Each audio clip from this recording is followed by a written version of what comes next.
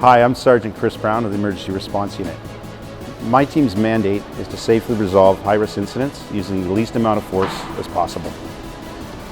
Incidents that we would attend would include things such as barricaded persons, hostage taking, high-risk search warrants, or high-risk vehicle takedowns. In the midst of such incidents, significant risk can be posed to victims, members of the public, police officers, and even the subjects themselves. It is for this reason that the Tactical Paramedic program has been developed. I chose this role as a TEMS paramedic. So over the last 10 years, I've done a lot of calls with police. We've encountered many situations that are quite high risk. This provides us the opportunity to be much closer to them.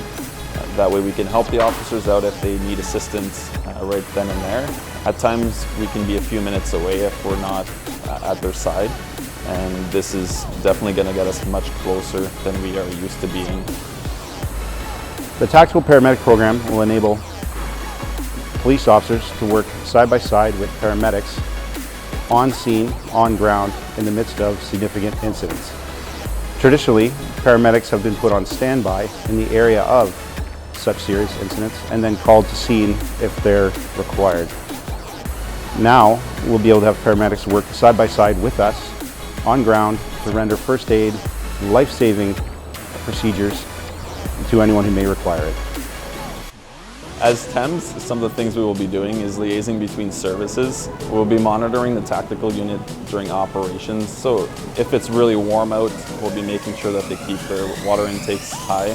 In the winter, if it gets really cold out, we'll make sure that they don't get frostbite, or we can take care of some of those little injuries. We'll be monitoring for sleep deprivation as well. We'll be doing some medical threat assessments during missions or operations. The medical threat assessments are there to monitor how it affects the officers while they're doing their work, as well as the potential patients or victims on scene. We're also going to be responding alongside the tactical unit for clandestine drug labs, CBRNE, hostage situations, barricaded persons, high-risk warrant executions, and explosive ordnance disposal.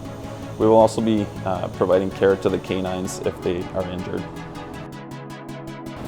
So for the selection process, we started with a letter of interest followed with a resume. After that, we completed some physical testing, some interviews, psychological evaluations. So the physical testing was a circuit, 5 rounds.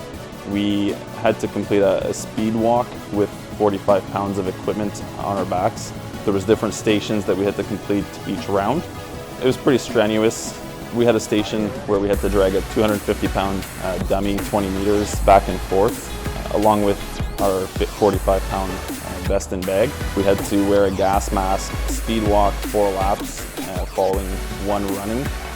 And then with the gas mask, we had to crawl under a 3-foot barrier rope, 20 meters, dragging our bag. We also did a 10 feet army crawl. We had to climb 36 steps with equipment in our hands. We got a running start to a wall we had to jump over. The wall was 5 feet tall. That was challenging as well. These endurance tests replicate what we could be put through on the job as tactical paramedics. They really prepare us for almost any type of scenario we could encounter on the job.